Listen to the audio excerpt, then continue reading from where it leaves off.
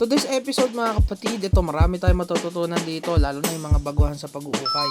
Ayan, pwede nyo i-post yung screen nyo para mas mabasa nyo na maigi. Pero ayun nga, alam ko to lalo na sa mga nagsisimula pa lang, yung ibang buyer nyo mas gusto ng COD, diba?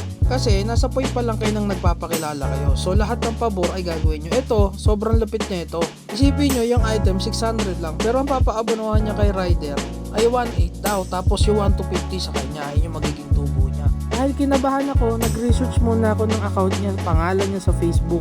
Tinawagan ko siya kaso ayos sumagot. Tapos maya chinat ko na yan nung na-found out ko na scammer siya. Tapos nag-react lang siya, tinawagan ko ulit. Then pag gusto ko sa account niya, bumalik ko kasi ngayon na konti lang ang friends niya. Pagtingin ko sa chat namin, boom, naka-block na ako. Di rin nagtagal, nabasa ng mga rider at mga seller na nabiktima niya sa araw na yon, tsaka mga sumunod na araw.